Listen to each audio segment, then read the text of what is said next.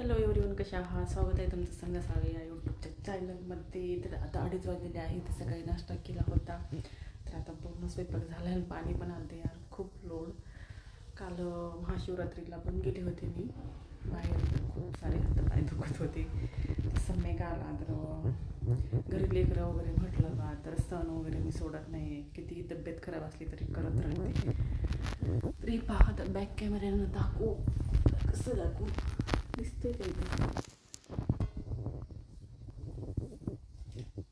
पुरणपोळी. आता एवढ्या पुरणपोळ्या केल्या त्या पुरणपोळ्या 7-8 झाल्या ना. ही आमटी,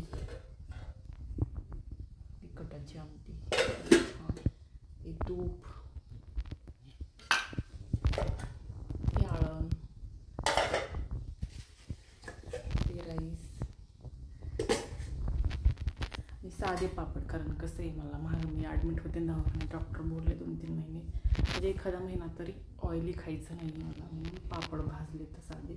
ते कुरवडी पापडे आहे.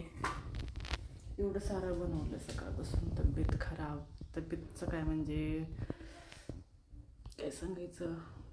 चला म्हटलं देवदर्शन करावं. मग बाहेरच्या वातावरणात थोडं गेलं तर थोडं फ्रेश वाटते, चांगलं वाटते. पण काय गेले तर रात्री झोपच झाली नाही. खूप सारे हातपाय दुखत होते. तरी सकाळी नाश्ता केला, गोळ्या वगैरे खाल्ल्या आणि एवढा स्वयंपाक बनवला. आणि एक दुखायलेत माझ्या हातपाय. त्यानंतर मी एक फोटो काढणार आहे, फोटो पण लावणार आहे. नक्की सांगा माझा स्वयंपाक कसा झालेला आहे.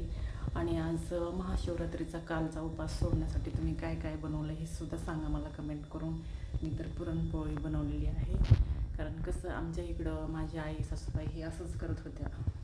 ज्या दिवशी उपास आपण पकडतो का त्याच्या दुसऱ्या दिवशी हे पुरणपोळीचा स्वयंपाक करूनच उपास सोडतात. हे असं आमच्याकडे रिवाज आहे, रीतरिवाज. तुमच्याकडे कसं आहे नक्कीच सांगा. स्वयंपाक कसा झालेला आहे माझा हे पण सांगा नक्कीच. आणि मी पुरणपोळी ही साखर थोडी टाकत असते, भरपूर सारा गूळ टाकत असते. मला गुळाचीच पुरणपोळी आवडते. चला मग आता खूप टाईम झालेला आहे, तर मी जेवण करते.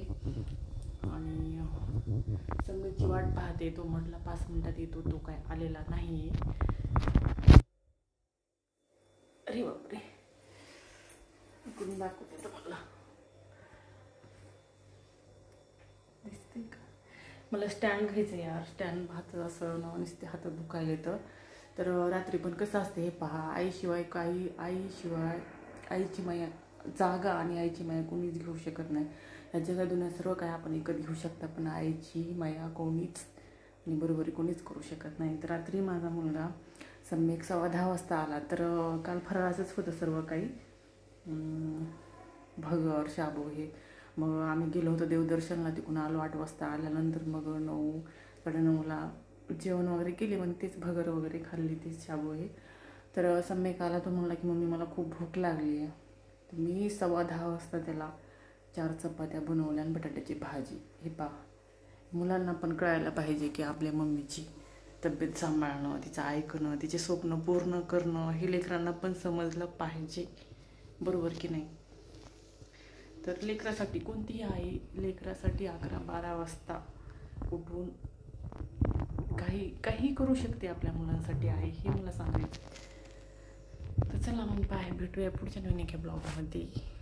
लाईक, शेअर, सबस्क्राईब करा. स्वयंपाक करून खूप बोर झालेली आहे. कसं दिसायला माझ्या.